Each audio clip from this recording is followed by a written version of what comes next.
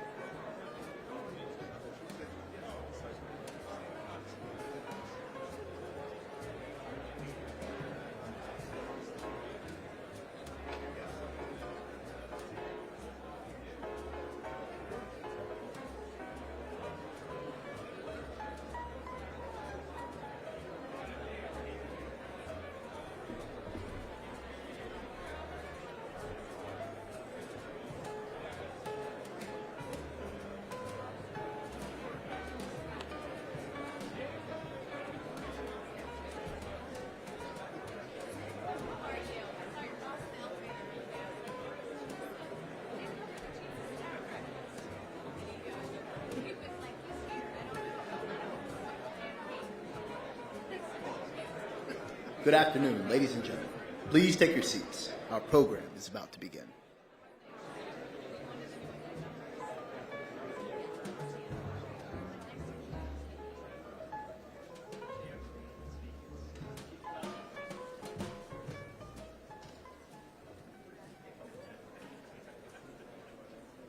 Good afternoon, ladies and gentlemen. Welcome to the National Governors Association 2026 Winter Meeting. Please turn your attention to the United States Capitol Police Color Guard for our presentation of colors.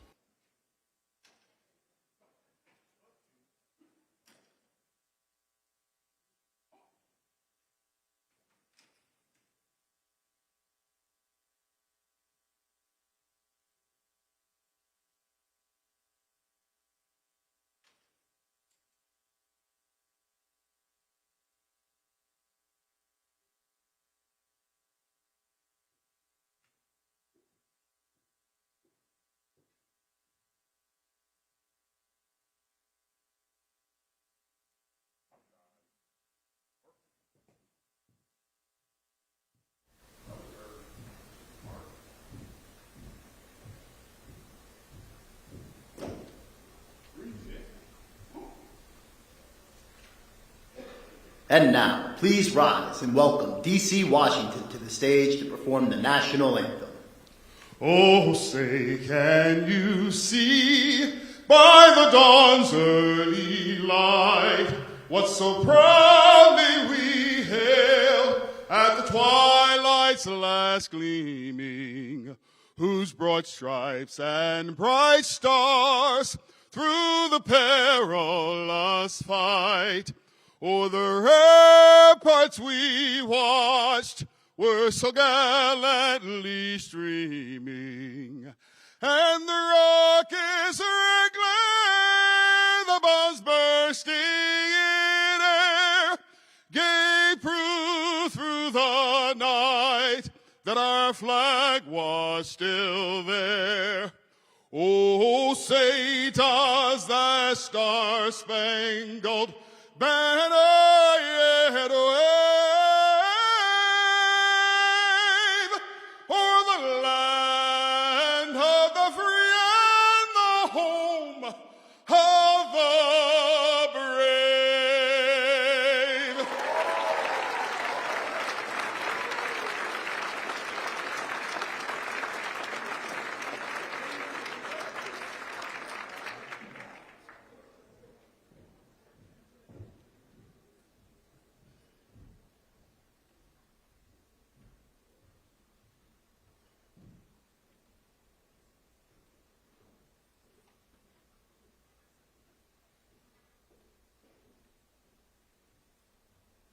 Now, approaching the podium is the CEO of the National Governors Association, Dr. Brandon Tatum.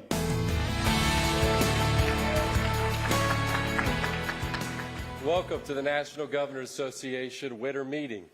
I was recently named the CEO of the National Governors Association, and as you know, it's been smooth sailing so far. Not quite.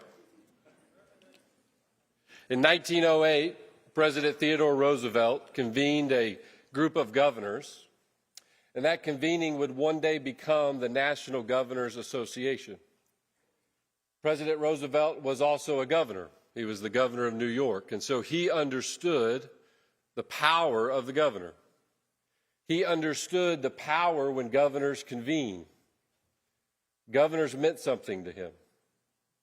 In 1910, he was no longer president, but he stood in front of a group similar to this in Paris. And he gave a speech. He called the speech Citizenship in a Republic. And he gave this quote: "It's not the critic who counts, not the man who points out how the strong man stumbles, or where the doer of deeds could have done them better. The credit belongs to the man who is actually in the arena, whose face is marred by dust and sweat and blood, who strives valiantly, who errs, who comes up short again and again, because there's no effort without error and shortcoming, but who does actually strive to do the deeds, who knows the great enthusiasms, the great devotions, who spends himself in a worthy cause, who at the best knows in the end the triumph of high achievement, and who at the worst, if he fails, at least fails while daring greatly, so that his place shall never be with those cold and timid souls who neither know victory nor defeat. The credit belongs to the man who is actually in the arena." This quote was recently popularized by author and professor Brené Brown. She calls the quote, "the man in the arena." Governors, you are not spectators. You're not commentators. You're in the arena. You make decisions that shape schools, strengthen economies, protect public safety, and care for the most vulnerable. You carry the weight of responsibility for millions of people. The National Governors Association stands to protect the freedoms of the 55 laboratories of democracy.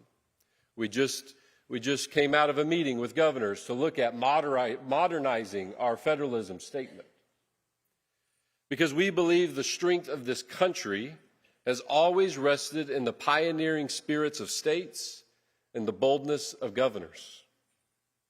And simply put, the NGA helps governors get stuff done. We do this by standing in the arena with you. When you are marred by dust, sweat, and blood, when you dare greatly, when you achieve, sometimes maybe fail a little bit. We do not stand in the arena as your critic. We do not stand in the arena as an opponent. We stand in the arena with you as a partner.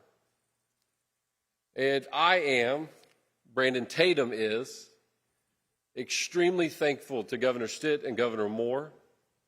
I'm extremely thankful to the governors on the executive committee. And I'm extremely grateful to all the governors for allowing me to be a partner with you. I want to help. I want to be a resource, and I want you to use me in any way you need. I'm here for you. Thank you for being here today, partners. We couldn't do this without you. This is an important moment.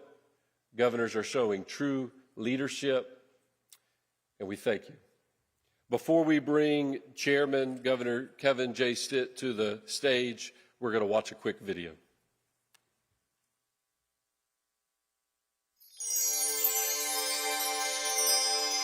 To me, the American dream is this idea that you can chase your dreams here in our country, that it doesn't matter who your parents are, whether you're rich or poor, you have the opportunity to go out and become anything that you set your mind to. The American dream is something that is still very real, but it's something that I think we can't take for granted. Could I have ever guessed I'd get to Harvard College in Wharton, succeed at a high level on Wall Street, be a United States ambassador and a two-term governor? Not in my wildest dreams. But it happened. It happened like it only can in America. We live in the greatest country in the world, and I think the American dream is this idea that you can come from anything, anywhere, and achieve whatever you want. My definition of the American dream is being able to pursue great things because you're in a country that allows it. I don't believe there's another country on this planet where it's so easy for anybody from all walks of life to be able to start a business. Well, one of the most important traits of anyone who's successful is resilience. Confidence that although you've fallen, you can still get up and make a difference. One of the key ingredients to the American dream is work ethic. And I think as Americans, we have this work ethic and this ethos in us. Don't underestimate really hard work. Don't underestimate luck and good fortune. There is always going to be a struggle. There's always going to be a challenge, no matter what your dream is. If you fail, that's okay, because you can pick up and keep going. And if it doesn't work the first time in the United States of America, you get to try again.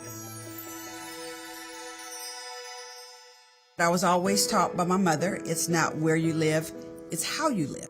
The American dream is the ability to succeed, but I think it's more than that. It's the responsibility to make it better for your success. If you come with that conviction and passion to solve a real problem, not just make money, success will come as a result of doing something great. That's what this is all about. It's about being able to contribute, to make the world better and make a difference in people's lives. I believe we live on this playing field that's driven by this spirit to improve, to create, to make things better. I think the American dream is still very much alive and well, but I do not think we can take it for granted. There's just no question it's the best country on earth. If we lose the ability to be special, Our experience, our democracy, our republic, then I think we're losing the thing that makes the American dream a powerful life lesson for the world. that legacy, I think, is so precious. We should never surrender it.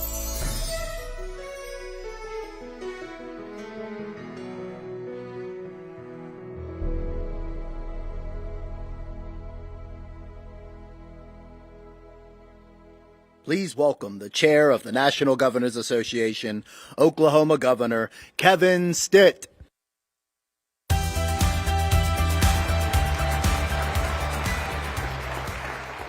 Thanks to all my fellow governors and all the guests for joining us today. I'm so grateful that we get to set aside, at the very beginning of the year, a time where governors get to come together, talk about policy and what our states are working on together. And I truly believe that more unites us than divides us in our country. And at the end of the day, we all want the same things. I say this all the time to Oklahomans. I say, let Washington, D.C. play politics. Let's just make our state the very best state it can be. Because at the end of the day, we all want the best education for our kids. We want the best economy. We want the best infrastructure, access to health care. I also want to take a moment to recognize our newest members, Governor Mickey Sherrill and Governor Abigail Spanberger. Welcome to the club. I know they're not in the room with us, but they were with us earlier, and just want to thank them for being part of the NGA. I chose my chair's initiative, Reigniting the American Dream, because I want to discuss the ways we can make the American dream possible for everyone in all of our states.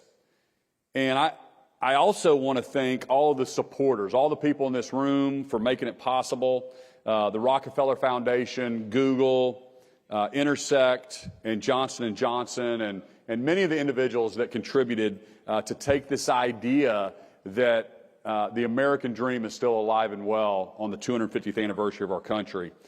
The basic components of the American dream have not changed.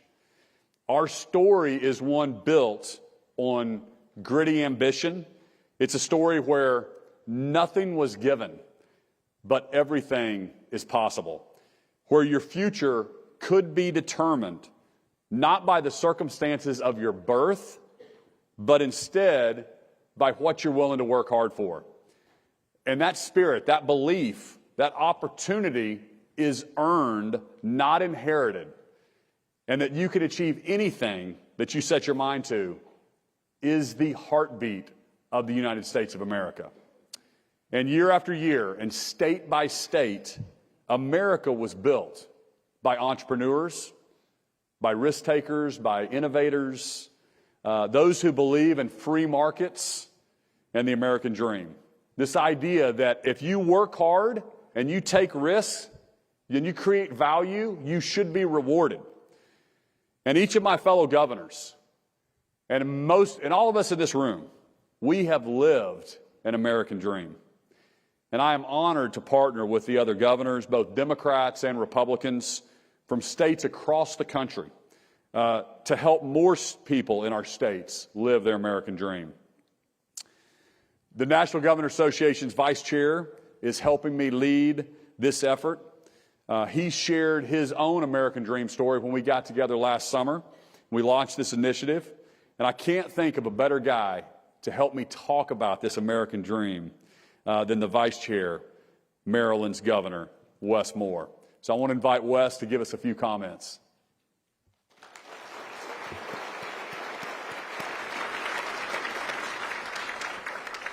Thank you so much, Chair Stitt. And on behalf of the entire National Governors Association, we just want to thank you for your leadership and for your vision. And also thank you for reminding us that the American dream is worth fighting for. And that it's important to know that with everything we do, our focus should be to reignite it. Because it really is a thing that makes the most special experiment in world history so special. The idea that where you are born does not and should not have to determine how you end your life. That you have a chance to do something special, and you should have a nation that's going to root for you to do something special. That's our secret sauce. And I think as we are going through and thinking about this next panel and usage of technology and all of that, we see how that plays perfectly and directly into the work that we know that we have to complete and get done.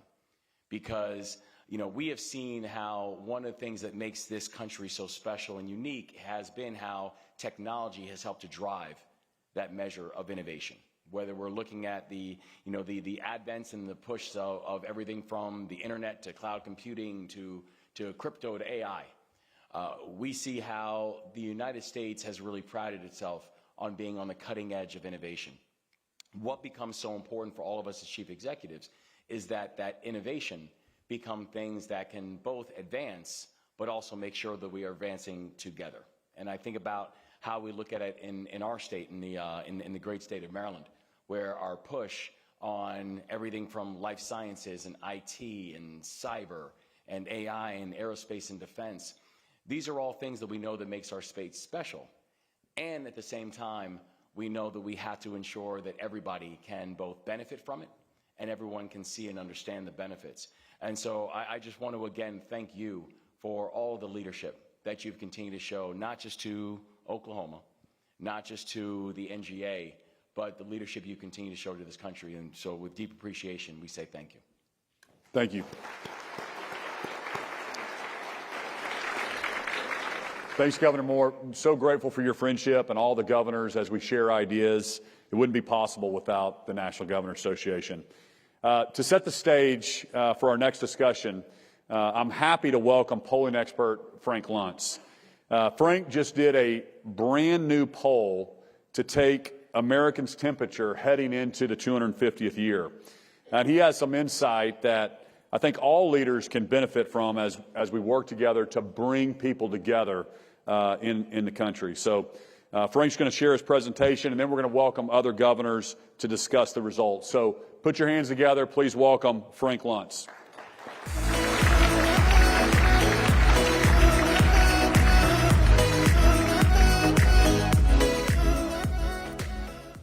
I did not think I was going to be back before you.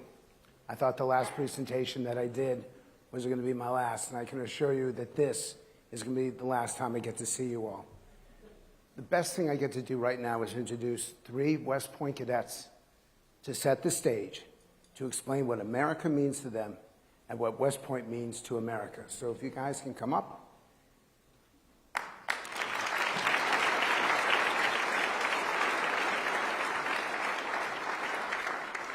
Good morning. Thank you all so much for having us today. What makes America great isn't perfection. It's the decision made generation after generation to defend an idea even when it gets hard. I choose to serve. I choose to wear this uniform like my father before me because he, along with many others, chose to stand the guard so that I could have choices, so that I could have freedom, so that I could have a future. Wearing this uniform is my way of carrying that promise, that future forward. Because this country, our country, is worth the fight. Thank you.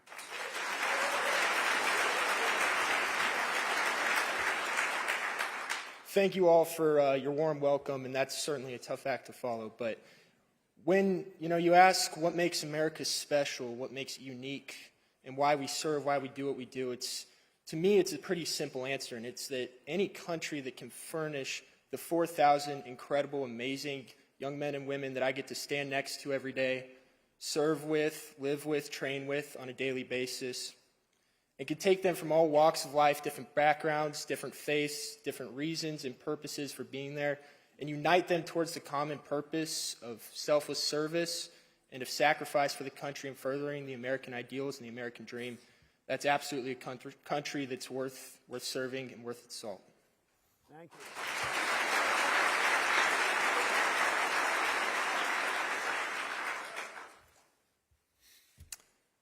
What's worth dying for? Tonight, my peers and I have decided, like every West Point grad before us, in the face of the vices and distractions of modern society, that you, the Constitution, America, is worth it. When called upon to lay ourselves on the line, to sacrifice, to lead America's sons and daughters towards the gunfire, I cannot say how proud I am, how blessed I am to spend my time at West Point with people, with cadets who are ready to answer that call. So thank you for having us.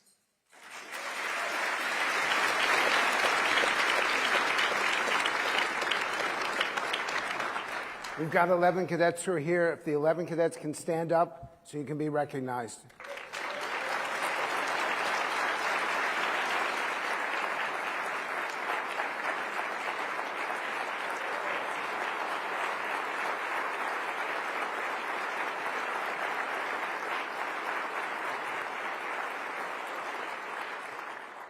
So I've done the dumbest thing I possibly could do.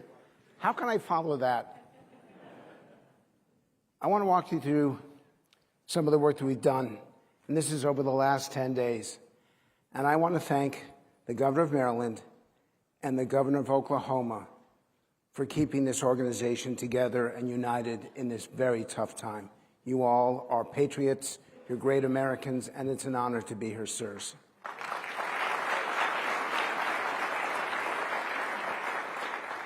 And now the bad news. I thought it couldn't get any worse than when I presented at the time that you were either the vice or where's Governor Cox, and it's worse. And I walked out of here, and a whole lot of you came up to me and said, "You could not be more depressing." Yes, I could. I'm going to walk you through this, and I'll be glad to take questions from you. And then we got 3 governors who are going to come up there and discuss what this means. We asked the simple question, are these the best of times or the worst of times? By 2 to 1. We're healthier now. We're actually worth more now. We have more opportunities now, and yet we're more negative than ever. And if this isn't bad enough, then let's take you one step further. 72% says that there's more to divide us than to unite us. And that's a nightmare, because every single subgroup that you divided in, every group says that there's more that divides us, and that's a tragedy. This result for me, as a professor, as a teacher, is the most upsetting of all. Half of Americans, have stopped saying what they believe because they're afraid. And actually, more Democrats have than Republicans. 40% have lost someone who doesn't speak to them anymore, because of something political. And that, it's more Republicans than Democrats. How do we move forward as a society?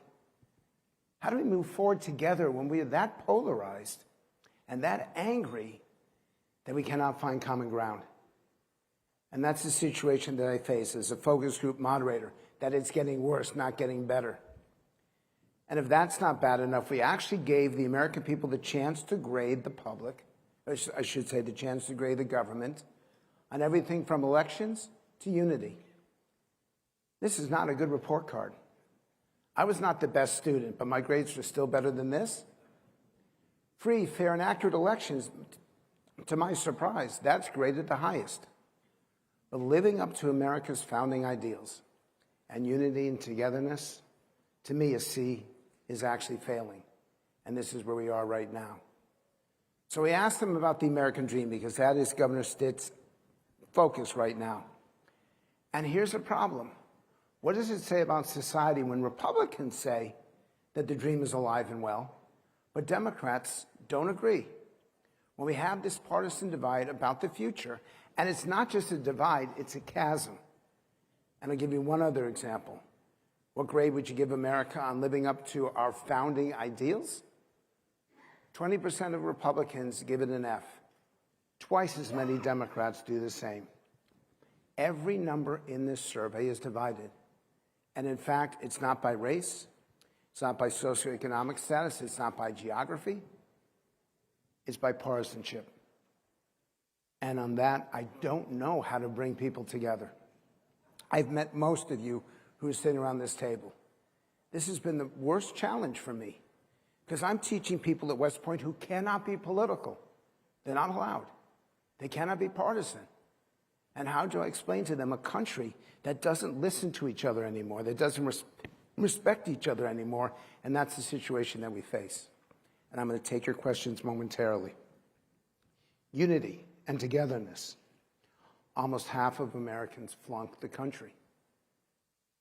This isn't a problem. I will restate that. This is a chasm. And here's what they complain about. It's going to cause extremism. It's going to cause us not to solve the problems that we need addressing, and it's going to cost us our values.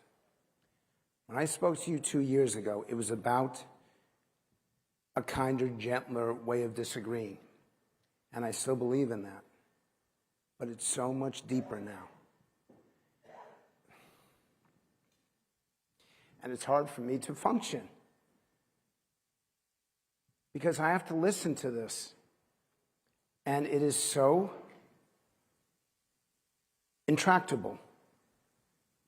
And we will have 3 governors to go up there and explain this to you, but it's driving me crazy.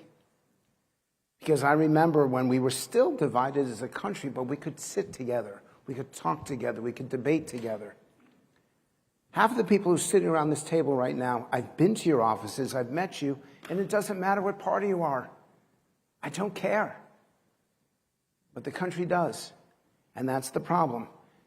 I have some good news for you, however, and this was set up this way. They actually changed the order of the presentation so that I wouldn't to press you so badly that you would leave in the middle. We don't trust the federal government, but we do trust the state and local government. And in fact, 80% of Americans have more faith and trust in local and state, and only 20% trust the federal. That's significant. When we ask the question about whether they like you or not, 62% of Democrats, 58% of Republicans, 44% of independents are favorable, by 2 to 1. This is significant. I've been discussing with the people who run this organization whether I would get on my knees and basically destroy my reputation to say to you how important this is. And the problem is if I get on my knees, I won't be able to get back up. You're the ones who can solve this. I don't know, we've got 15 governors, 20 governors sitting around the table. It's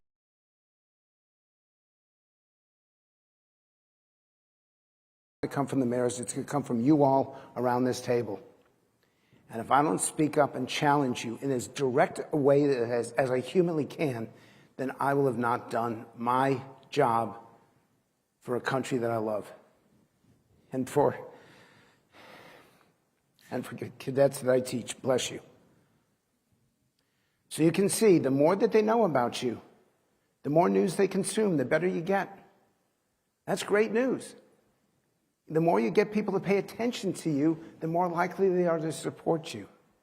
And that hasn't been the way in American politics. Now, I wrote this because I thought the governor of Pennsylvania was going to be sitting here.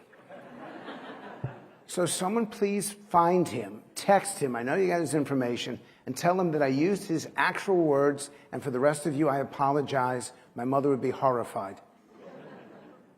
But this is what they want from you. A meaningful, measurable record, real record of real results and real success. And that's the language. That's the language that they're looking for. And of course, accountability. It is not oversight. Write down the word oversight if you're taking notes.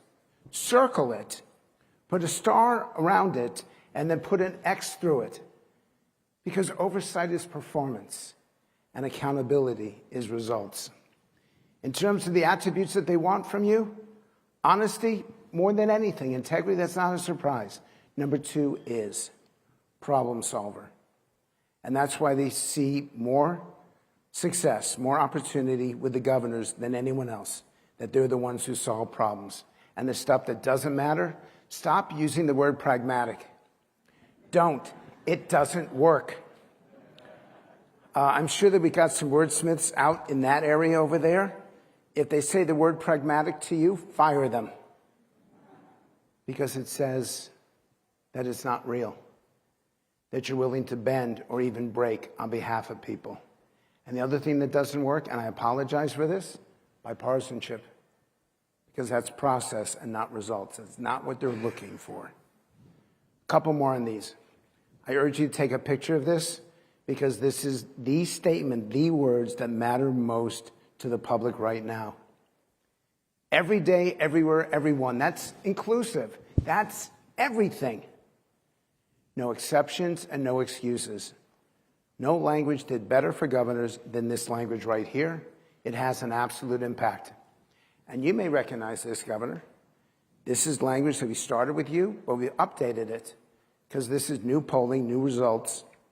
And as of February 18th, 2026, you can't do a better job than this language, than these results. And I would say to you to use this word for word with your constituents. And I will stop for a moment if anyone wants to take a picture of it. It's better solutions, good people. This is about ideas. This is about getting things done. And look at the last line of this, and you're going to see how powerful that is. All we want is America to be the United States again. I tried to create a whole list of language for you.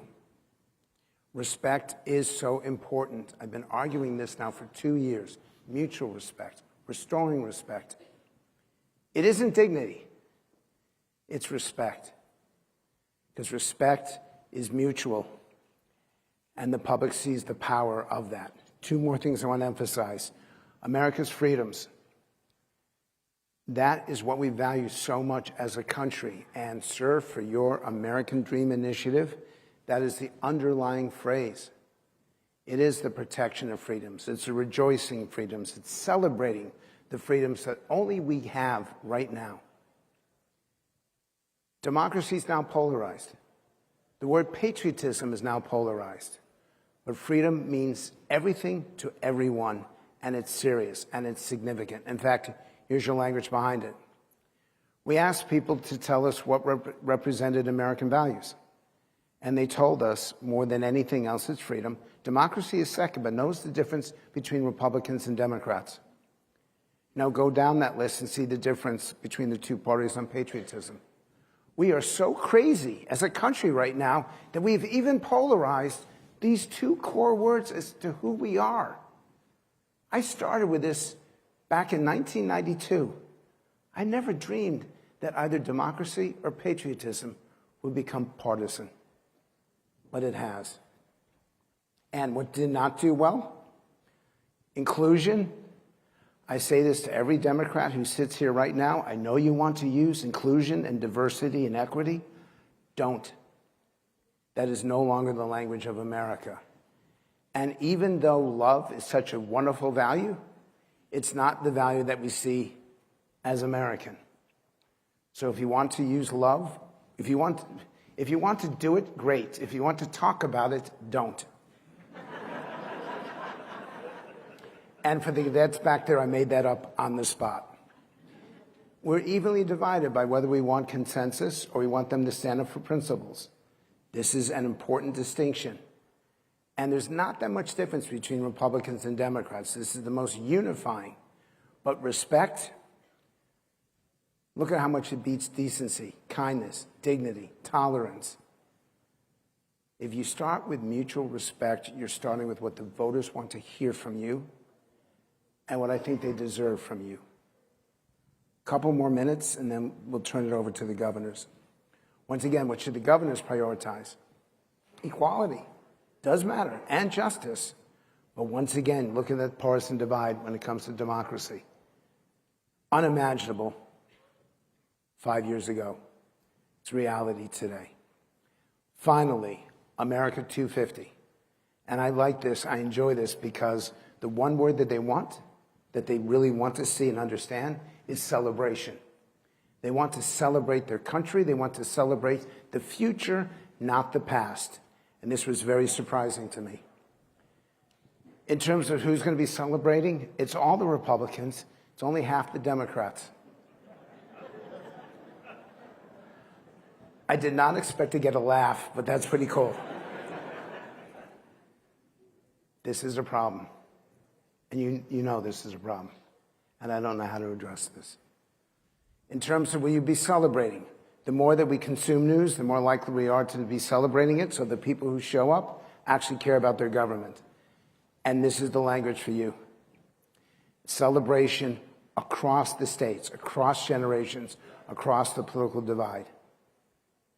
Because this is about celebrating freedom and those things that made America great.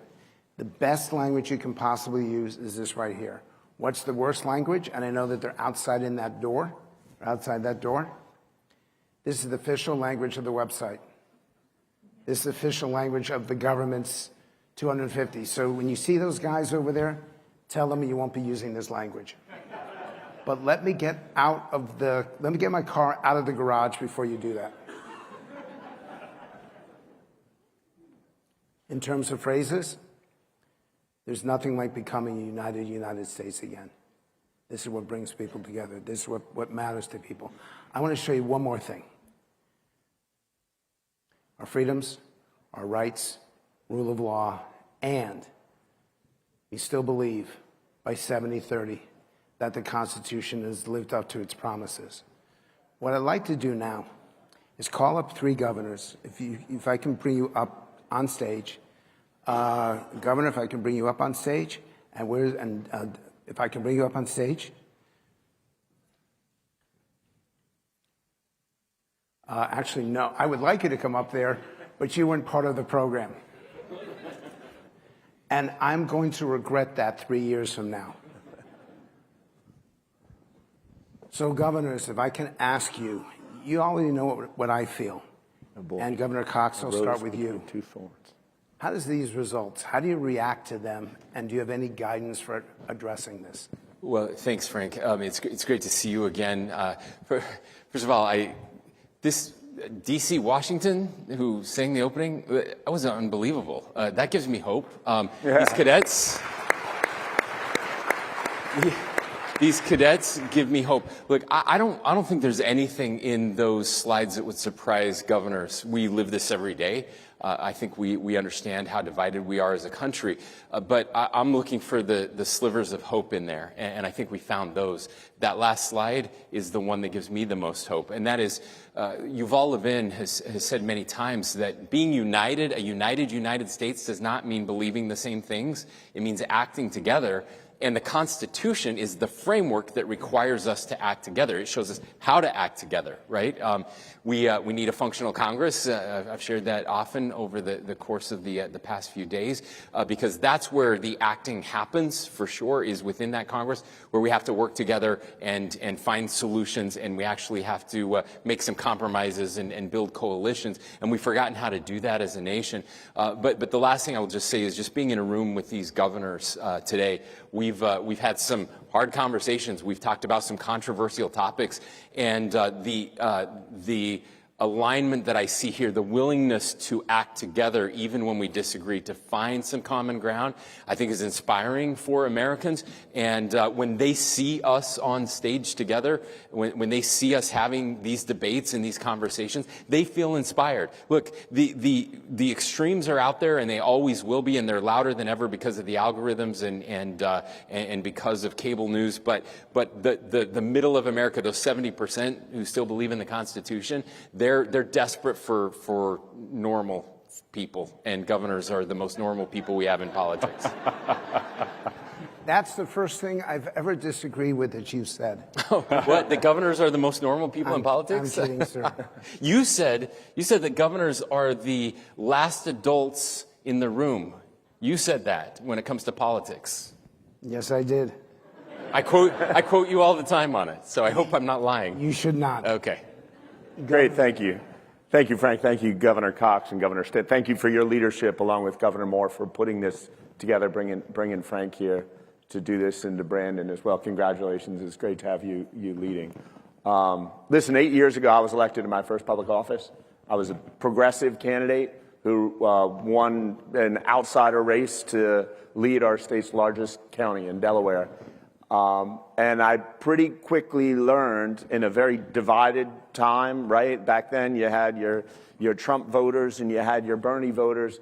I could get everyone's support if I kept sewage out of their basement and kept their sewer fees low, and if we answered 911 calls faster than ever before. I learned pretty quickly that if you deliver for people, they appreciate it. All the stuff they see on national news, a lot of the stuff they get doom scrolling, is secondary if you're delivering for them. And I think your poll confirms that. And I think it confirms why I happen to notice, as a guy who a year ago moved from local government to state government, the local government bars were even a little higher than the state government bars. I think that's what, especially now, when there's so much information. There's a multi-trillion-dollar industry where people are making billions on dividing us. We're constantly pounded by messaging, all of us across our country, by messaging that divides. The fringes of our party, of both of our parties, are too much driving the national conversation in a way that's really unhealthy to us just getting things done.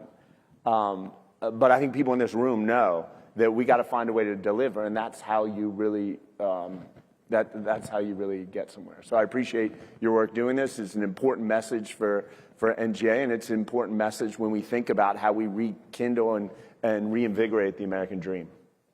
Governor. Well, listen, I'm a big fan of yours. Love the poll.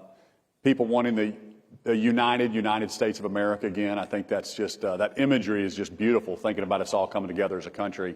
But you know, when I ran for governor, I was a business guy. I'd never been in office before, and I think people are just craving authentic leadership. They're craving people just to tell them the truth. They're so tired of politics.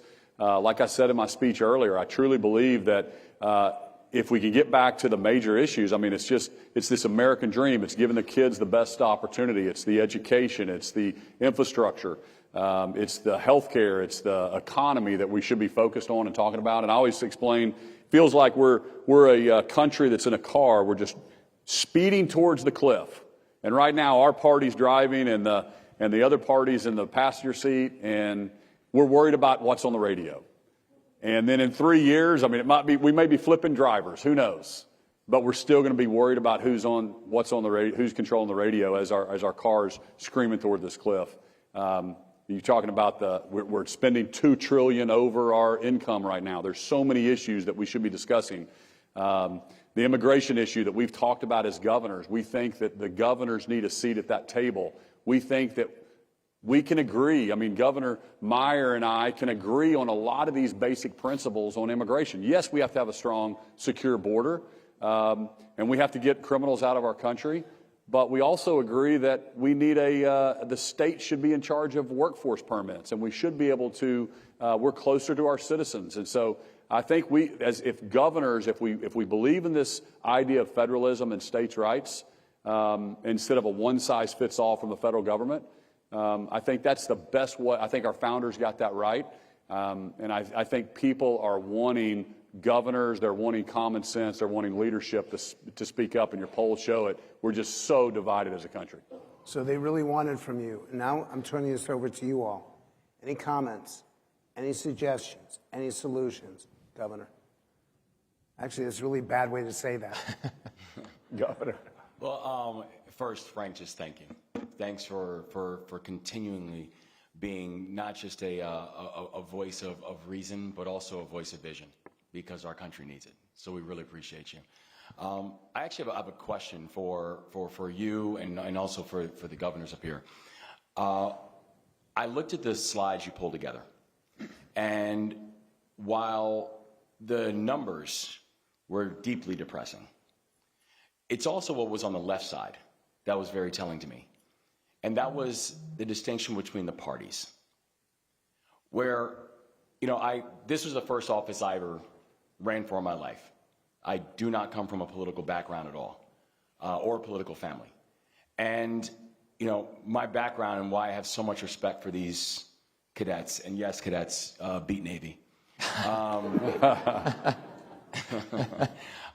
is that when I was leading soldiers, I never once asked any of my soldiers, what's your political party? It never came up, right? We had one job, one mission, and we worked like hell to accomplish it and to make sure that all of our folks made it back home. And I remember when I first ran for office that it was one of the first questions that people brought up. Before, how do you think about reducing energy prices? How do you think about housing? How do you think about transportation? It was about your political party. So there was this tribalism that existed inside of an area that, frankly, I was new to. And one thing I've tried to pride myself on is that I did not grow up learning it, and I'm not trying to learn it now that I'm an adult. And so I guess the question comes back to how much of the challenge of this isn't as much the right side, how people view certain words and that type of thing, but it's actually the left side. It's a political framework. And it's the fact that we have created this binary system in our country that makes it so difficult for people to get at the heart of what people are looking for and hope, because they're looking through every issue through a lens of either red or blue. I'll answer, and I would like the governors to respond. It's simple. And by the way, they want you to come up to West Point before May 1st. An Army person cannot lie. Will you commit to coming to West Point? I was about to say yes, but Alexis is like, do not say yes. Alexis, get out of the room. We'll be upstairs. It's when you say to someone, I'm not a Republican, I'm not a Democrat, and you do so publicly. I'm an American. And no one does that anymore. And if you watch Congress right now, they're the problem. And I know this will be broadcast somewhere, but it's true. Because you're first and foremost of your tribe rather than your country. And the more people, and if, in fact, Governor, I'm going to turn this to you, but I'd say that there should be a proclamation from all the governors at this conference that says we are first and foremost American, not Republican, not Democrat. You do something like that, that sends a message. Yeah. Love it. A brilliant idea. I was shocked, I guess I kind of thought about it this way, because bipartisan is a word that you're saying people hate that, they don't like it.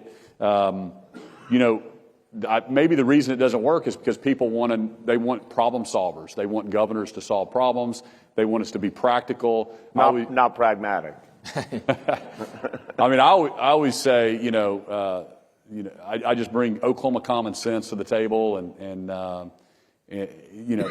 Ronald Reagan talks about just simple decisions, not easy decisions. And if all 4 million Oklahomans could sit on my couch, it's pretty easy what decision to make. But just politics get involved, and we got to win the next election, and this legislator is trying to get this chairmanship. I mean, it just gets so disgusting when you actually get down to what actually happens in the political world. And so, yeah, I mean, I'm obviously terming out, got 1 year left, so getting a lot more free. It's so fun not having to run for re-election again. I can say and do whatever I want, and but that's kind of the way I've been the whole time through politics. I'd signed the largest commutation in U.S. history. My first year, I wasn't in politics. I didn't know I was supposed to wait till the very end to do that because then my Democratic opponent started running ads against me. And I was like, wait just a second. I thought y'all were for criminal justice reform. How come you're attacking the Republican for this? But that's how politics are. We almost can't make decisions that we think are the best because the other side's going to weaponize it against us. And so both parties are guilty of that. I don't know how you fix that. But you've got to hire people that are focused on the next generation, not the next election. Back to your point, we're Americans first before we're skins or shirts or Republicans or Democrats. And you've got someone here from Tim Shriver, somewhere around here. And Tim is an amazing, amazing public servant. I learned this 2 years ago. A simple one word with an exclamation point in all caps. Enough. Enough of the partisanship, enough of the yelling, enough of the division, enough of the toxicity, enough with an exclamation point. That will have a significant impact, and that's what the public is begging of you right now. Either of you want to? I mean, the challenge of what you're saying is, I think, I live in a pretty solidly blue state, right? The chances a Republican will be elected governor or to our one congressional seat in our state is pretty low. So most of my political thinking, quite frankly, is how do I make sure I'm protected on the left? How do I make sure that I'm safe in a Democratic primary? As long as I'm safe in a Democratic primary, I'll probably be safe in my career as governor. With these two gentlemen, it's probably similar problem on the opposite side, and my guess is if we were go around the table, most people are going to give it to us sugar-free. They'd say something similar. So, and it's true of most Senate seats in the U.S. Senate. It's true of the overwhelming majority of congressional seats. And so that drives, I think, a lot of what we end up seeing in the poll is that there's this political pull based on the nature of our system, which is sad and really hard to fix. By the way, pull up the slide, if you can put behind me, of all the language, the 21 words for the 21st century. I just want to leave it up here because if you decide that this is something you want to do, this is the language that'll help you do it. So if you guys can find that slide. To Governor Moore's question, look, identity and belonging, I mentioned this to the cadets earlier, identity and belonging are the most powerful forces on earth. From the time we're kids, from the time we're very little, we want to belong to something. It's innate inside of us. And sadly, we have a loneliness epidemic in this country. We're lonelier than we've ever been before. And so we need tribes. Tribalism isn't good or bad. Tribalism is neutral. Tribalism is how we survived as a species. But what matters here is the good tribes versus the unhealthy tribes. As kids, most of us didn't know who the Republicans and Democrats were, not just in the military, but in our neighborhoods, in our congregations, because that was an identity that was so much further down the list. We were Americans. Our sports team, Baltimore Ravens, right? You're a Ravens guy.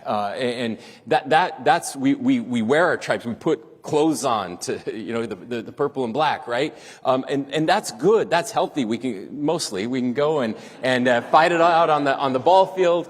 But over time, as we've gotten lonelier, this has become a shortcut to belonging in very unhealthy ways. And we've moved that partisan tribalism up to the top. And this is what I encourage young people to do. Look for organizations, institutions, opportunities to get rid of that don't don't use those types of identities. Service, something else that Governor Moore is doing in his state, that's a perfect way to shed those identities. When you put people of different partisanships together working on a common cause that is good to lift up their state, they shed those identities really quickly. And the other thing that your other polling has found, we don't see as much of it here, but there's this partisan gap that exists in our country where the Republicans think Democrats believe all of this crazy stuff, and Democrats think Republicans believe all of this crazy stuff, and it turns out that it's just the fringes that believe those crazy things. When you actually survey Republicans and Democrats, the median, we're only this far apart. And that surprises people because, again, they're not having those conversations. So service will save us. I think I'm quoting you right on that, Mr. Governor. And I believe that. We need more of that, especially with our young people. And I'll make an offer to the governors here. This is only a third of the data. If you want the language, if you want the lexicon, reach out to me and I'll give it to you. I thought you were going to make an offer to invite us all to West Point, but they only want West, so it's fine. Well, if he doesn't say yes, we'll take the rest of you. So what is it, Governor? Will you come? I'll be there soon, absolutely. Governors, what else can we tell you? Frank, I'm Governor Pula from American Samoa. I'm probably the governor with the least amount of people.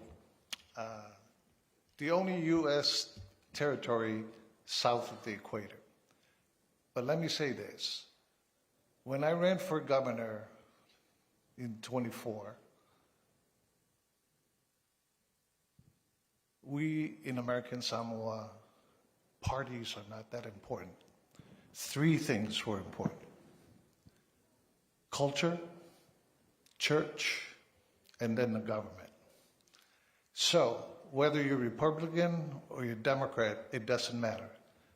When you have families, you understand the culture, you understand the dynamics of the populations, you got a good chance. I'll give you an example.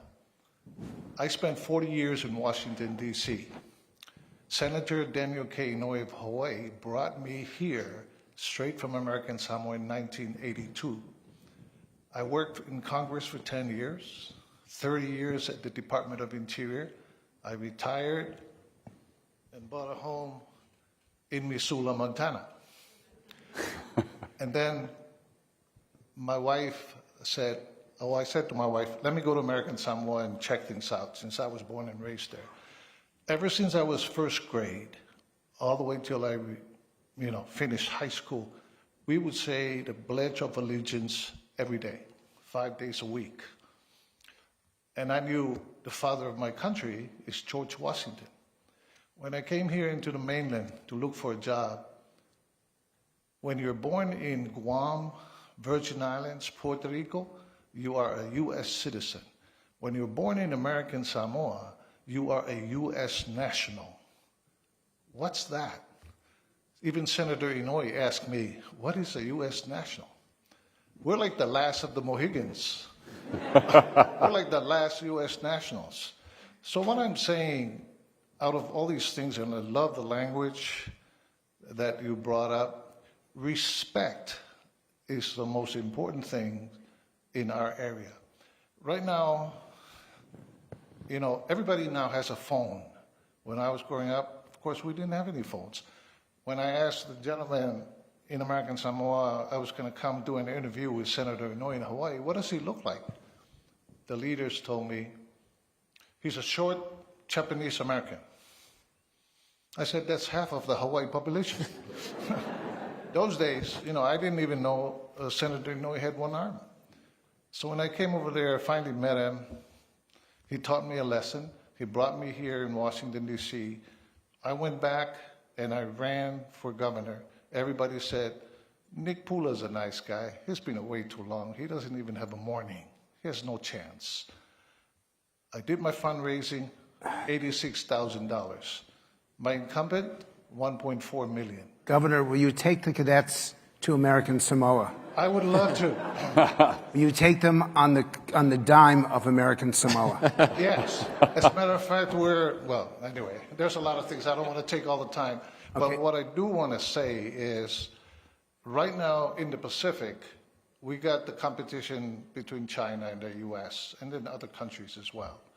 One of the things that POTUS raised was critical minerals, deep sea mining. Okay, we've got some in our EEZ, but I got attacked by the folks back home because of that. But I do want to raise that issue. Okay, but Governor, this is about division. This is about polarization. And I do want to get to another question about the governor, but if you'll invite me and you'll pay for it, I'll go too. Okay. Governor. Frank, good to see you. Quick question, and a little bit off topic, but it gets to the same point. How do we inspire people to run? Because right now, if you're interested in politics, it's much more fun, and you get paid a lot more to stand on the outside and throw rocks. And the problem is that at the local level, you have to solve problems. At the national level, it's a lot of fun to throw rocks. I'm going to show you, by concluding this session, with 3 cadets, come on up here, and your mission is to get one of them to run for office after they're done serving the country. And by the way, I hope that you fail, because I want them staying exactly where they are, doing exactly what they're doing for the next 30 years. But if you're looking for the best people, they're right here. Please, sir. Thank you, sir. Greater love hath no man more than he who lays down his life for his friends. I don't want to die young, but if I do, I want it to be for the friends I've made in this uniform, for my family back in Kansas, for the values in the Constitution of the United States of America, and for the people in this room. I know that the other cadets at West Point share these same beliefs, and I believe that those beliefs will bring us forward stronger.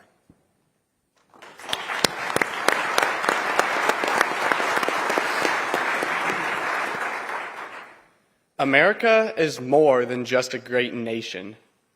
It is an opportunity and is a journey to pursue the truth and to pursue all of your dreams.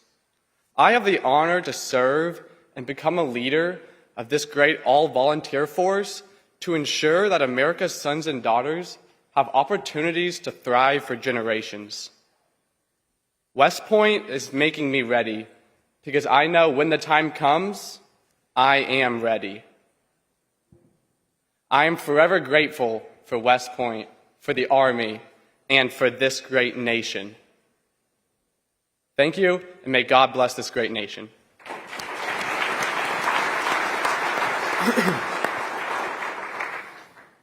Citing Matthew chapter 5, President Reagan famously equated the United States to a shining city on a hill. But the verse doesn't end there.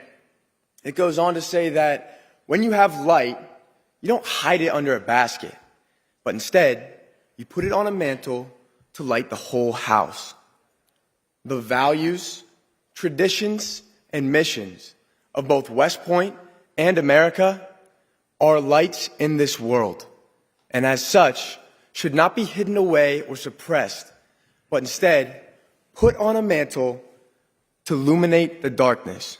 Thank you all very much. God bless.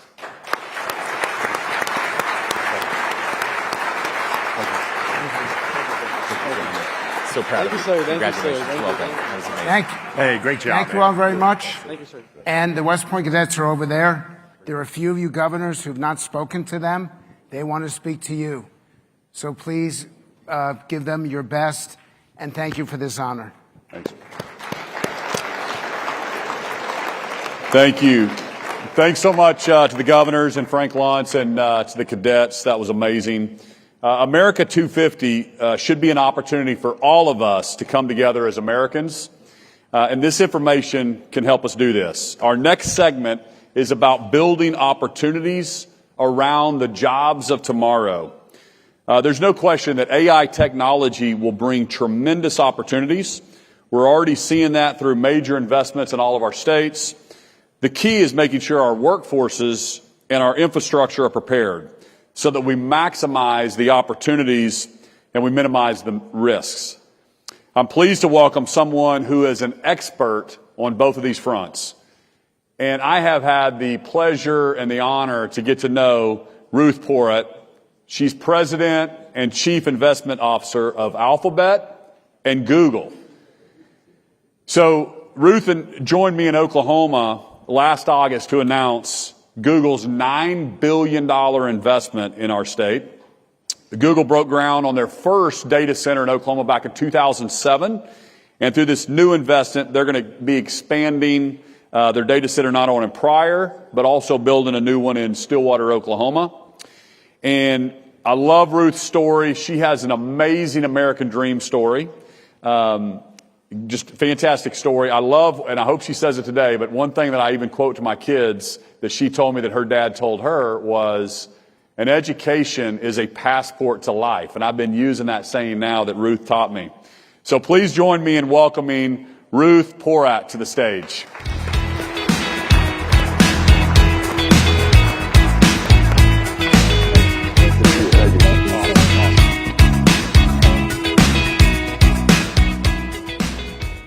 Thank you so much for that very kind introduction, and thank you for inviting me to be with you. I'm absolutely honored to be a part of this very important conversation about how together we can make a difference for all Americans.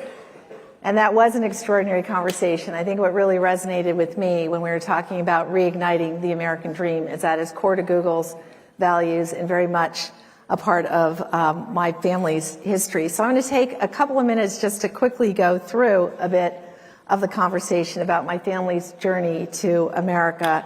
And then we'll highlight why I'm optimistic, why I think all of us can be optimistic about the opportunity with technology, specifically with AI, to help deliver, importantly, for everyone, everywhere across the country.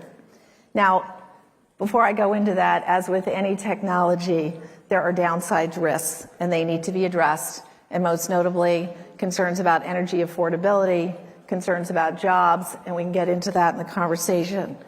At the same time, I think it's equally important that people in every corner of each of your states feel the benefit to them in their lived experience. They have to see firsthand why this is worth pursuing, why it's not some abstract concept about geopolitics, but in their gut makes a difference for their children, for themselves, for their families, their friends. And my lived experience is why I am optimistic about technology. My father often said that our family's journey to America should not have been possible. He was a Holocaust refugee. His father was taken by the Gestapo on Kristallnacht, and that drove him to find a way out of Europe.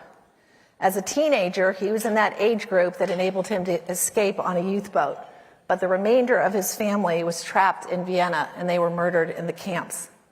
My father enlisted in the British Army. He fought in the 2 battles of El Alamein.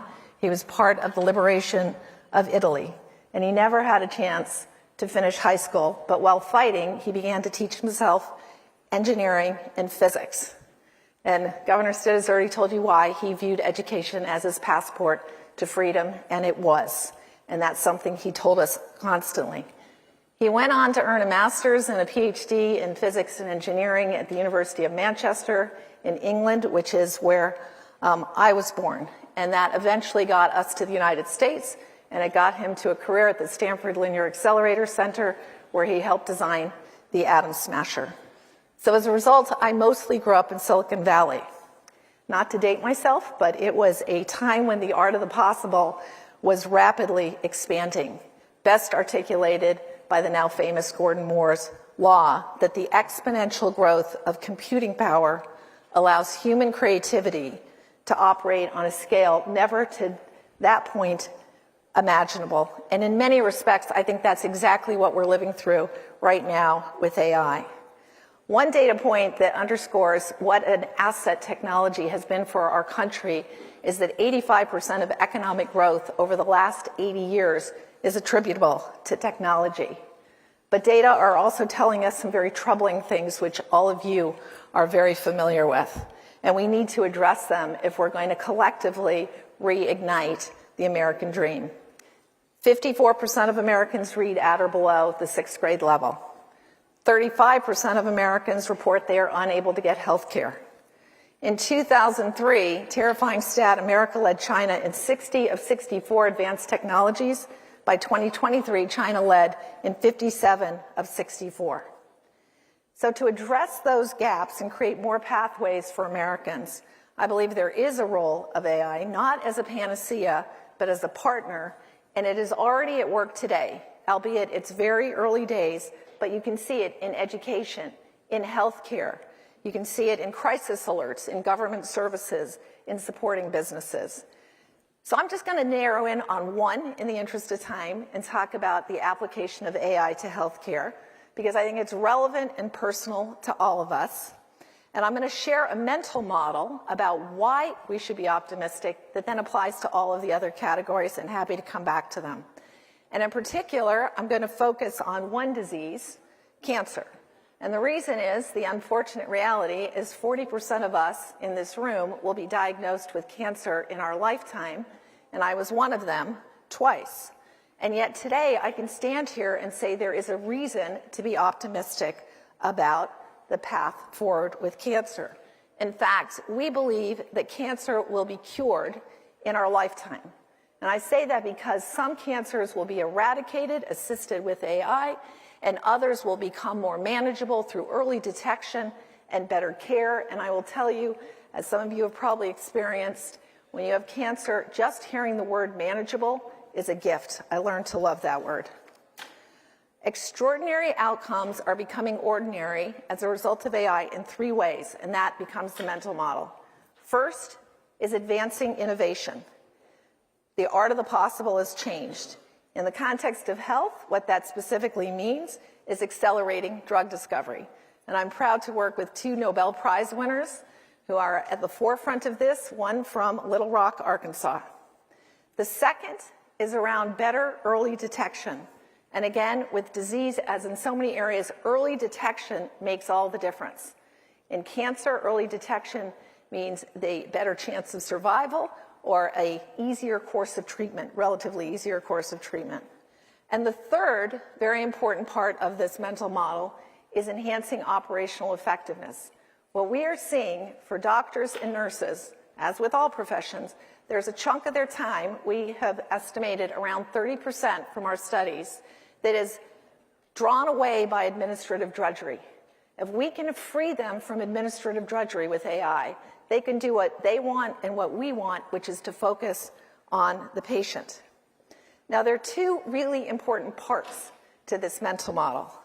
Number 1, those outcomes, better care, better delivery, better chance at a life, are now available in places where today the odds of survival differ just because of your zip code. The disparity between those who live in near major hospitals, major cities, versus the heartland of America across so many communities that you all are leading so well doesn't make sense in 2026, and it can be addressed. The second is that this model, the art of the possible, is changed in every area that I quickly ticked through, that Governor Stitt mentioned. In education, AI can alert teachers early when a student is going off track. It gives them time back to actually work with students. Disaster preparedness. Google has built models which help predict the course of flooding and fires and other natural disasters, which means in many instances we can give citizens valuable time, not hours or minutes, but days, which can give them the time they need to get out of harm's way. And then for economic growth, there's an estimated $4 trillion upside to GDP in the United States if AI is deployed across sectors. That's by 2030. And in particular, I find it very exciting to see what's happening with small businesses. They're at the forefront of AI because they're seeing it gives them scale that is driving higher revenue growth, higher profitability, and we have stories in every one of your states about how small businesses are seeing this make a difference to them. Celebrating those successes, I think, is really exciting. So in conclusion, back to my family's journey to America. My father passed away this month, 7 years ago. He was 96 years old. And in his final hours, he told me, my sister, my brother, that the best risk he ever took was coming to America. He was welcomed here. He was afforded opportunities that he thought were completely unattainable, and he was therefore able to give his children and his grandchildren a life that he thought was just a dream. I've often reflected on the fact that when he was a young boy in Vienna, his dream was actually to build bridges. And although he never got to do that as a result of the war, he never built those physical bridges, he was able to build other bridges, including a better life for a family. And I think all of us have this extraordinary opportunity today, and therefore a responsibility to actually be bridge builders. And I'm deeply, deeply grateful to all of you for being on the front line, leading the way you do to rebuild the bridge between the American dream as envisioned and the American dream as many people are actually experiencing it today. So with that, I just want to thank you. I want to invite Governor Stitt back up to the dais here so that we can have a conversation. I look forward to going wherever you all want to go. Thank you.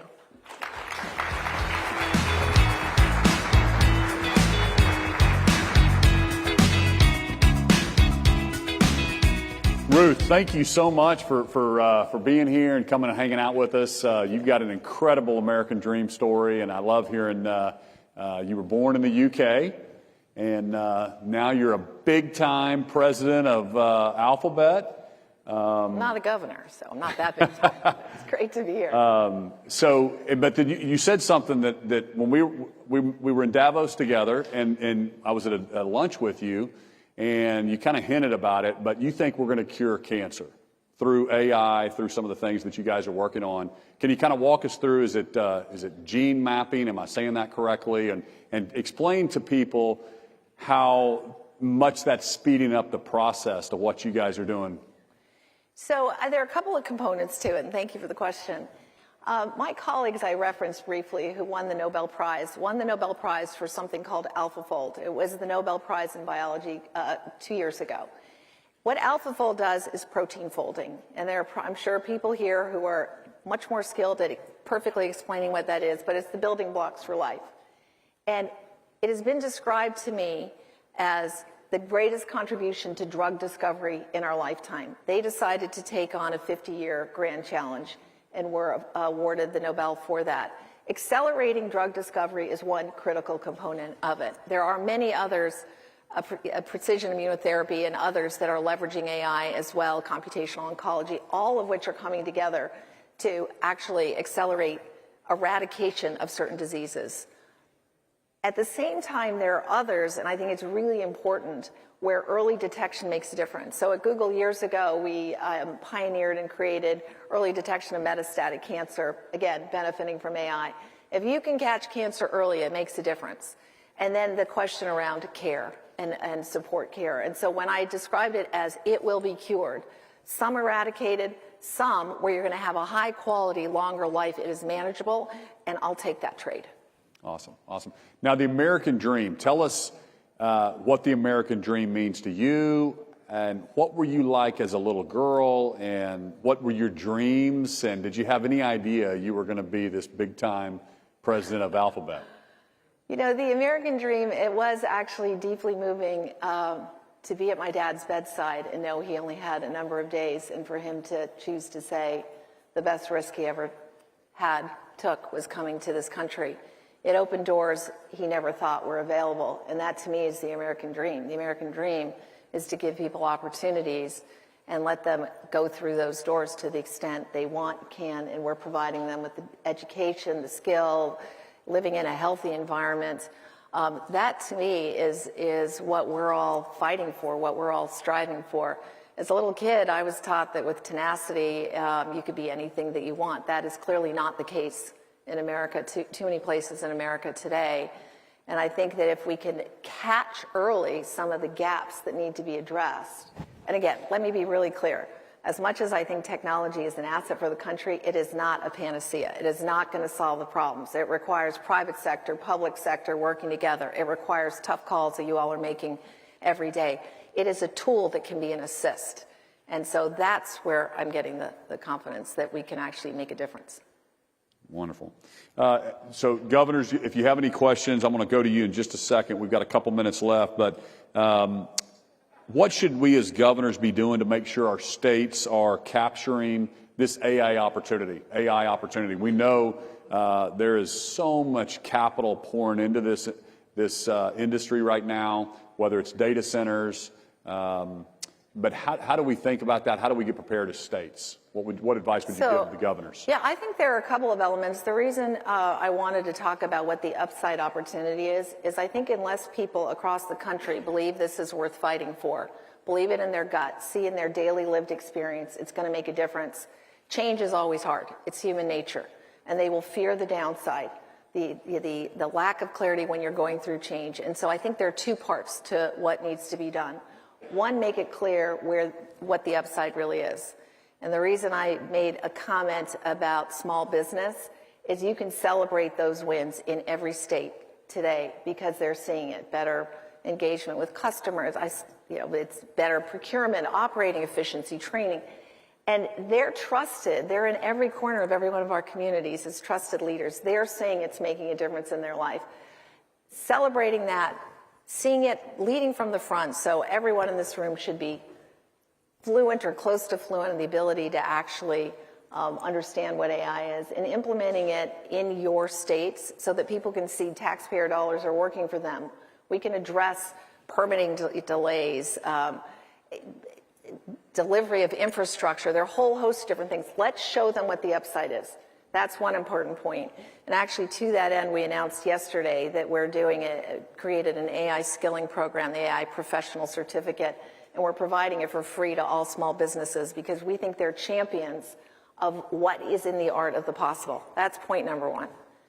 Protecting against the downside is the other. I think the concerns about energy affordability, about jobs, they're justifiable. And that means that we, as the private sector, we together need to protect against it. So as an example, for Google, when we're building a data center, we are committed to protect energy affordability, support growing capacity, and support the workforce in the communities in which we operate. We do that specifically, and I think it's fair that everyone is asking it of anyone who's building.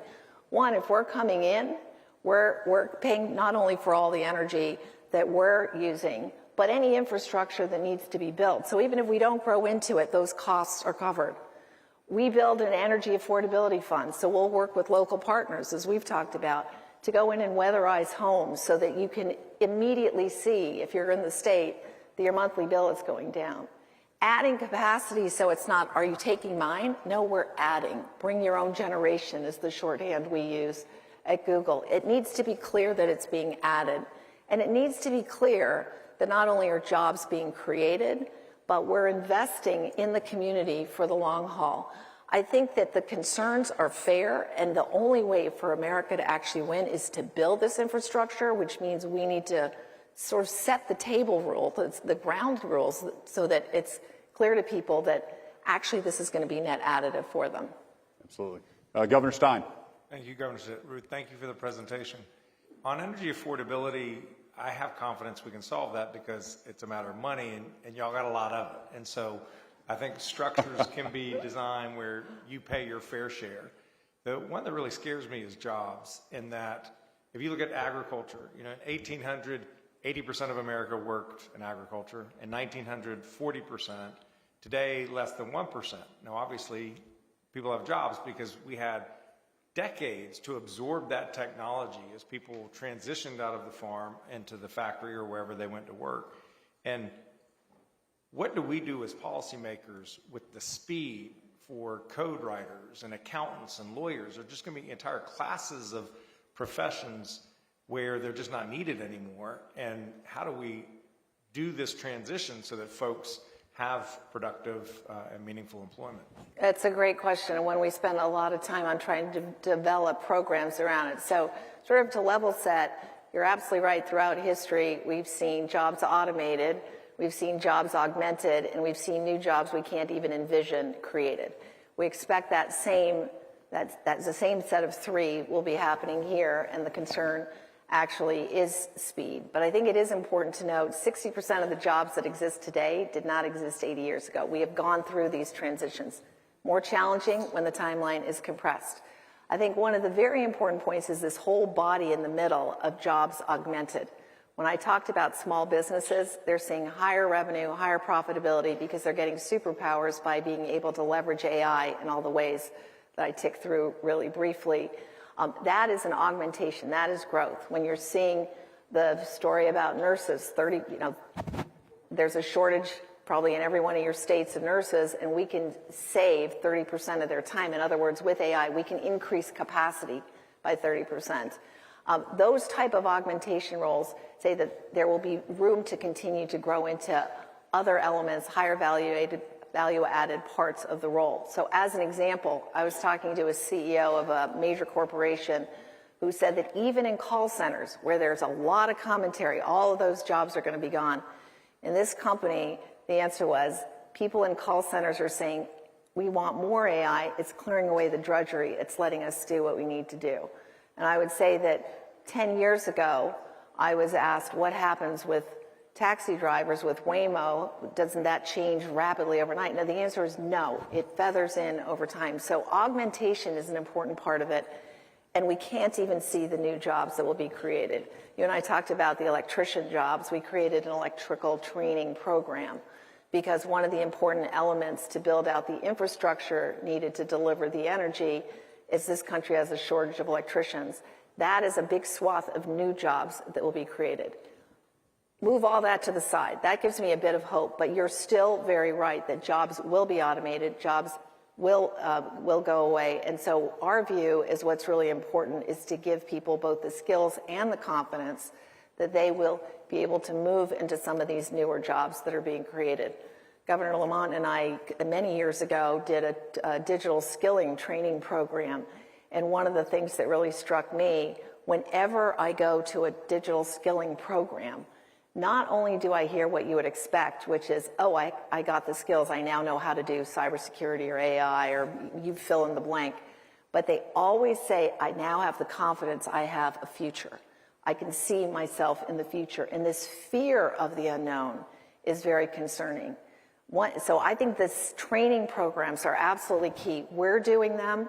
I think doing them in partnership with the public sector is key because they need to be at scale. We're doing them through community colleges and other places. We have got to give Americans confidence that, like throughout history, things evolve. They will be able to evolve. I keep saying new jobs are created, and I don't believe American ingenuity died in 2025. Things that will be created that we haven't seen yet today, but we got to have those programs, and we've got to give people confidence that there is a future for them. Well, Ruth, we are so proud of you and what you're doing for our country. Your American dream is amazing. I know your parents were very proud of you. Thank you for having me. So thank you for having all us. for what you're doing.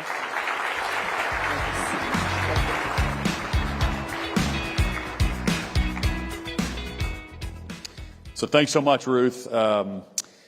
Before our final panel, I'd like to welcome Sarah O'Rourke, head of SRI Solutions, JP Morgan Security and Resiliency Initiative, to discuss ensuring economic opportunity is available for the next generation. So please welcome her to the stage.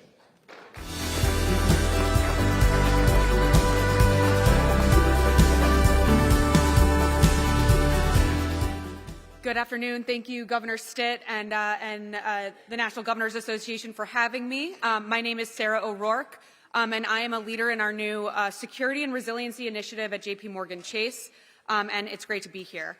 I'm really excited to discuss the Reigniting the American Dream initiative and share a bit about how we at JP Morgan are working to secure the country's economic and national security.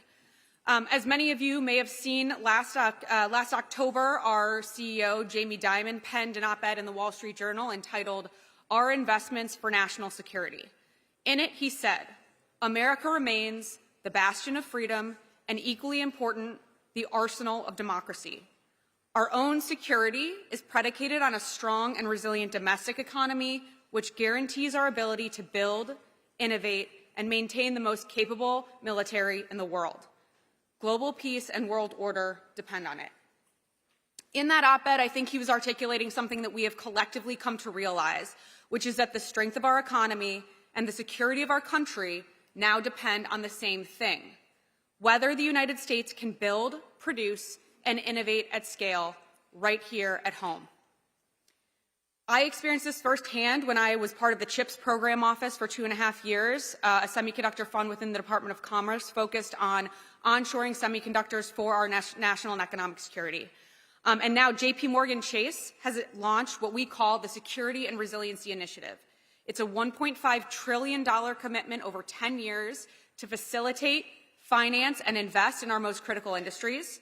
And as part of this initiative, we've also committed $10 billion in direct equity investments of our own capital to select companies to help them scale, to spark innovation, and to accelerate strategic manufacturing right here at home. A lot of the themes that we are focused on in our initiative are exactly those that we've been talking about today as part of the Reimagining the American Dream initiative. We have 5 core pillars, and we will bring the full potential of our human and financial capital to those themes. It's supply chain and advanced manufacturing, defense and aerospace, energy independence and resilience, frontier and strategic technologies, and pharma and health tech. Because we know that long-term national security and the promise of America and the achievement of the American dream depends on resilient economic systems across industries. We know that the governors here have collectively experienced this as they are leading in an increasingly complex and global world and are trying to deliver for their local communities. It shows up when a manufacturer in your state can't get the parts they need, when a critical defense project can't be completed because there aren't enough workers, or when the energy infrastructure is strained during a heat wave or an ice storm. Achieving the American dream depends on securing our country's economic and national security. Now, for us, our initiative is not just about capital, although that is a big part of the role that we hope to play in partnership with governors and the companies in their states.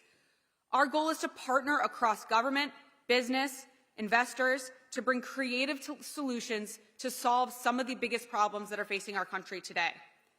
We want to see projects and companies built in this country better, faster, stronger, and more resilient than they have been. We want to see the workforce, the infrastructure, and the policy environment that put in place lasting change. And we want to partner with the governors here and their companies to make it happen.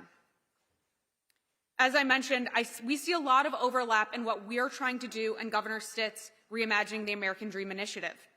Collectively, we aspire to unlock economic opportunity, to energize the future, and to ensure our country can provide the foundation for every person to reach their potential. We are here today because we would love to partner with states collectively to make our country better. Your partnership with us will ensure that the investments we make are enduring. And 10 years from now, if our initiative is successful, people won't just say, JP Morgan launched a financing initiative. They will talk about a period when states, industry, and capital came together to strengthen the economic foundation that supports both prosperity and security for the next generation. We look forward to building that capacity together here at home and in your states. Thank you very much.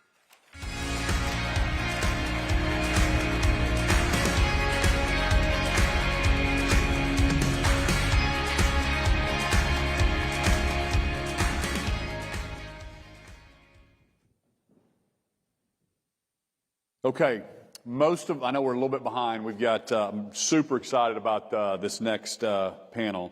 Most of us didn't start truly saving and working towards our American dream until we were out of high school or maybe even out of college.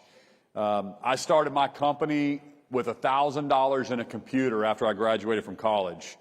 Imagine if we'd all had a nest egg that had been building since we were born. Building our American dream would still be hard. It would still take plenty of blood, sweat, and tears, but one of the biggest barriers would be just that little bit easier. That's the idea behind the new investment, the Invest in America accounts or Trump accounts.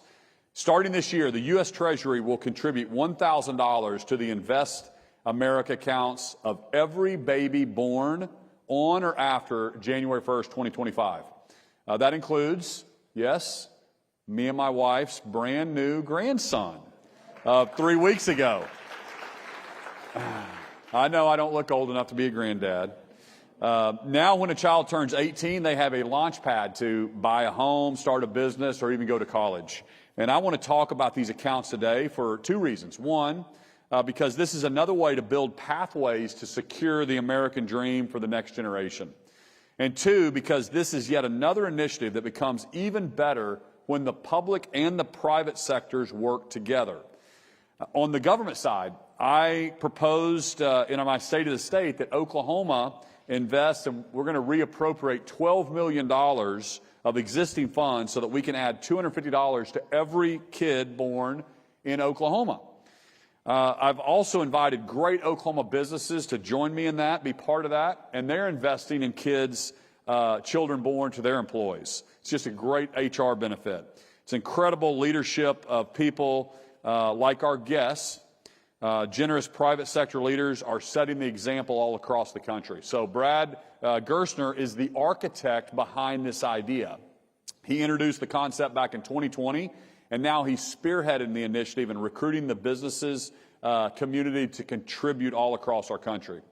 And on top of that, he's investing to seed accounts for kids in his home state of Indiana.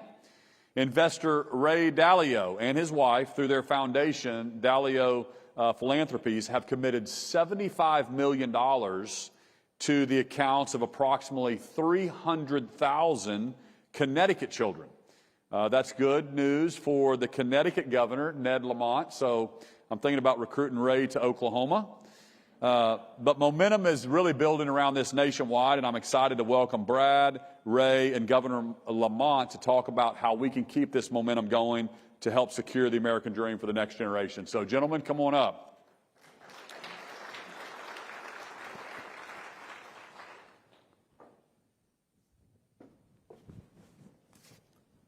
Governor, Brad, good to see you. Good to see you. So, Brad, this was your brainchild. It was. That's amazing. Moonshot. I was just inspired by Ruth. I live in Silicon Valley. I've been a venture capitalist for the last 25 years, and we spend all of our time investing in moonshots. But I was lucky enough to work in Washington back in 1991 for the late Senator Richard Lugar of Indiana. I'm from a small rural town in Indiana, and when I saw the senator late in life, he said, "You've made it, now do something that matters." And this guy right here, Ray Dalio, inspired me 4 years ago, thinking about at this moment of great opportunity in America, we also face a perilous moment. And the perilous moment is that 70% of people are left out and left behind. They don't have $400 for a medical emergency or to fix a flat tire, and yet we have people who are going to be trillionaires. And Ray's like, the American experiment doesn't survive that. Great empires fall because of wealth gaps like this. And so we started thinking about ways at scale that we could solve the problem. People thought I was crazy, Ray. You and I talked about it 3 years ago. But why not start every kid in America with an account? Revise the social contract, right? This is 2.0, where every child starts off with $1,000. If you start off with $1,000 and save $750 a year, that's $50,000 at 18, $175,000 at age 30, and $1 million at 55. So that's what inspired me on this journey. And it's a big bipartisan tent that came together. The product market fit was there, and we got it passed. And so now we're on a long march to execute this and make it the most impactful thing that we could possibly be. Love it, love it. And Governor Lamont, you have a deep history with baby bonds. So tell us more about where Connecticut has been going and where it's been and where it's been going.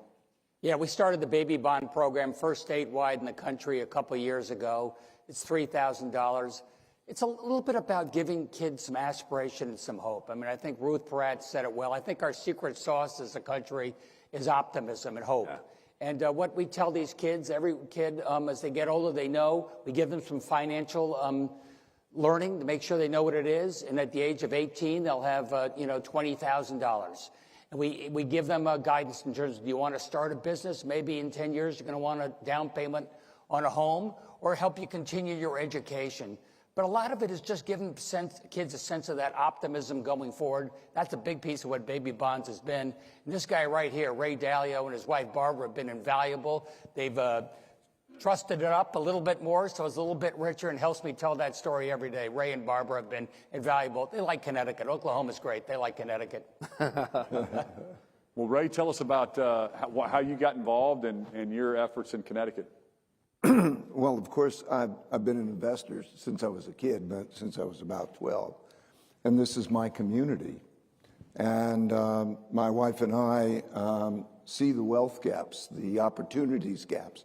And those opportunities gaps are productivity gaps that relate to education. Most importantly, she's involved to try to help the kids who are in the worst school districts, worst set of circumstances, drugs, gangs and everything, to try to get them through high school and into jobs. And so when this came up, we were talking about this is an opportunity to be able to work together to teach them about money, okay? Because we can talk about money and receiving money, but you have to connect that to productivity. You have to connect that to education. So the idea of putting this money away this way is fantastic because it gets them to think about it. But it's much beyond that. Like, I think this is the first step toward education in money. So I'm going to be doing, and I hope with a lot of people here, build courses and create that opportunity for education.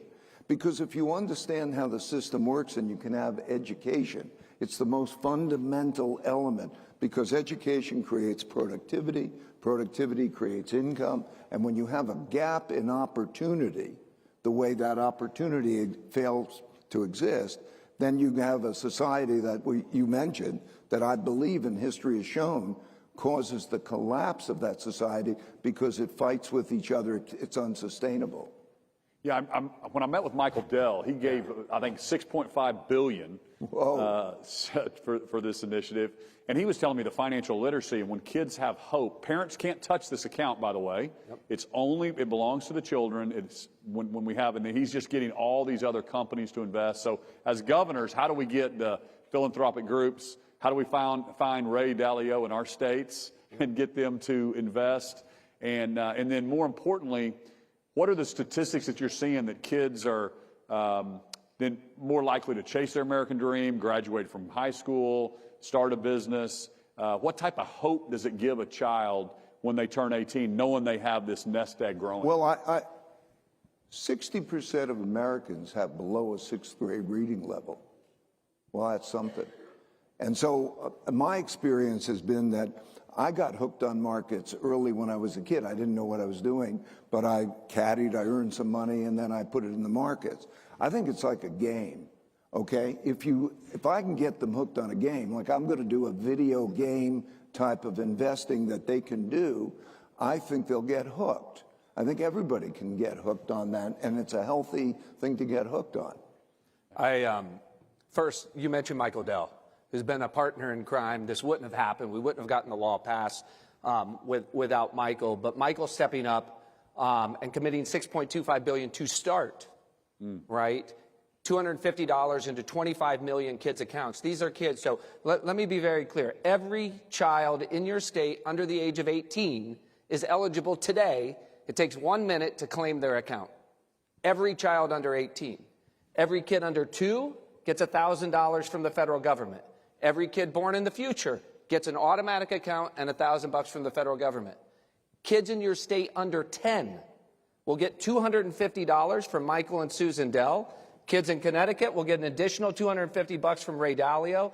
Kids in Indiana, additional $250 from me. And we have philanthropists in every state. So Michael and I told the president, we're going to chair the giving committee of Invest America. We're shaking down and calling every philanthropist in the country. And I can tell you that all the centibillionaires, of great companies from Google to NVIDIA are going to contribute at huge scale.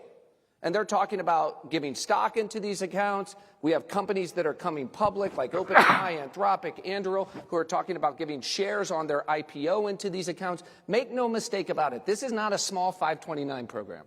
This is an open platform that's going to unleash the power of philanthropists in every state. We have thousands of corporations, from Uber to T-Mobile, from NVIDIA to iHeartRadio, have all said we'll add into the accounts of the kids of their employees. So what I would urge everybody here to do, contact NGA, the Invest America Foundation that Michael and I are funding and have stood up. We will work with you. We're already working with the philanthropists and corporations in your state. We'll tell you about the innovative stuff states are doing. You led, right? $250 additionally into the accounts of kids in Oklahoma. Texas has said they're going to try to do $1,000 into kids' accounts. The state of West Virginia, unbeknownst to us this week, passed a law in the House that is going to allow for state deductibility for all contributions into Invest America or Trump accounts. And if you don't like the name, it doesn't matter. Call them Invest America accounts, call them Trump accounts. The fact of the matter is, this is a massive and important change to the social contract. And you just heard from Ruth, we're about ready to go through a disruption, a change in our economy, right? That some people think is on the order of magnitude 10 times bigger than the Industrial Revolution. If we're going to get through that disruption, we need all families to be able to open up their phones and see they own a little slice of SpaceX, of OpenAI, of Google. That's what gives people hope. This is about jump-starting that American dream. Excellent. One question, and I know we're out of time. Anybody have a question for us? Yes, sir. Wes Moore. Thank you so much. And first, I cannot tell you enough how excited I am about this and how grateful I am for the leadership around this. You know, before I ran for governor, I ran one of the largest poverty-fighting organizations in this country, and that's actually where I first got a chance to work with Mr. Dalio and the work that you've been doing for a long period of time on this issue. This initiative is one of the best ways to address child poverty in this country. This initiative is one of the best ways to address the racial wealth gap inside of this country. And so I just could not be, I could not be more all in on it. In fact, one of the first conversations I had with Ned was when I actually became the governor-elect. I was like, damn it, you beat us to the whole idea of baby bonds. How can we catch up in Maryland? The question that I have is why also this works is this combination of public-private philanthropic partnerships. And, you know, and we know that, you know, there's a blessing that we have with Indiana and Connecticut, et cetera. For other states, how would you suggest that we can help to supercharge our type of investments and to really get our states and our children the same type of opportunities that that kids, whether it's in Indiana and Connecticut, et cetera, are getting right now? I will just say that Michael and I ran a Super Bowl ad, and our greatest constraint right now is our bandwidth to respond to the people who want to do this. We just had 2 amazing philanthropists adopt all kids in the city of San Francisco. The state of California is going to be announcing something very big. Okay? Like, the momentum countrywide is extraordinary. This is the most giving country on the planet. So you all know in your states, they're extraordinarily successful in giving families in every state in this country. Right? I've had calls from folks who want to sponsor Missouri, and folks who want to sponsor Alaska, and folks who want to sponsor, Washington, et cetera. So I think it's going to happen. I would encourage you all, again, we will provide the resources. Right? We can tell you the blueprints. We can help you out. We're going to convene different, gatherings in these states. But right now, all we're doing is trying to catalyze the philanthropists, catalyze the companies, and make no mistake, we want to talk to all of you. It's just a challenge for Michael and I, to get to everybody. But between now and July 4th, we've had over 2 million kids already claim these accounts. This is the fastest growing, program that we've ever seen at a federal level. We think we'll have 20 million accounts claimed by July 4th. There are 50 million kids in the country who are eligible. Once they see all those kids holding up their phones, owning a little share of NVIDIA and Microsoft and Walmart, I think everybody's going to go claim these accounts. It only takes a minute. So I would be happy to work with the NGA, have our foundation work with the NGA. We have people on staff here in Washington, and just really help shortcut for everybody. We want maximum dollars from private sector, from philanthropists, from corporations, big and small, and most importantly, make it easy for moms and dads to add $5, $10 a month. One part of the work, and then I'll shut up, Governor. We invited Rob Shapiro, who was an economist in the Clinton administration, and Kevin Hassett in this administration 2 years ago to do research on this. They found more likely to graduate from high school and college, more likely to buy a home, more likely to start a business, less likely to have mental health issues. But one of the things they found is that when poor cohorts had accounts, they save at not a dissimilar rate to rich cohorts. The problem is poor cohorts do not have accounts. This is going to create universal private ownership for everybody, right? The 529 accounts, there are 16.1 million of them, but 15.7 million are owned by people in the top 7% of income. 529s, it turns out, are tax avoidance schemes for wealthy folks, right? This is going to be the thing that gets every child in America into the game of investing, compounding with the S&P 500, owning a little stake of the upside of America, and we're just getting started. And Michael and I are dedicating the next decade of our lives to this. It's the most important thing we can do as a country, and we're deeply grateful to Ray for not only helping to inspire this, but also joining the cause. Well, thank you for that, but I mean, different people put it together. I just want to say that there's all the benefits that we've had, but and it's so great to hear your perspective and Donald Trump's perspective and Kevin Hassett's perspective. And so one of the elements about this is cool, is it's bipartisan. Yeah. Whoa. Isn't that great, that bipartisanship at the same time as we're doing these good things? Yeah. So, yeah, man, congratulations and thank you.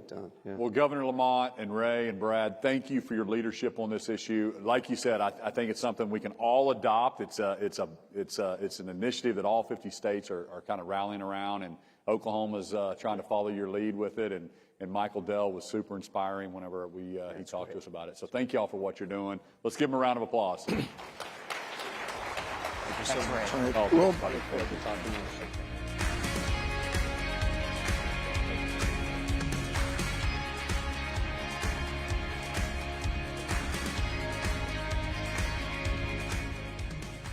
Okay, thank you so much for that constructive discussion, and really, really excited about it. But that's all the time we have for today. We've covered a lot of ground, and our conversations for tomorrow will be just as impactful. So we'll see everyone back here tomorrow morning at 10:30 when Governor Moore will kick us off with a panel on the power of service. You certainly don't want to miss it. Thanks, everybody.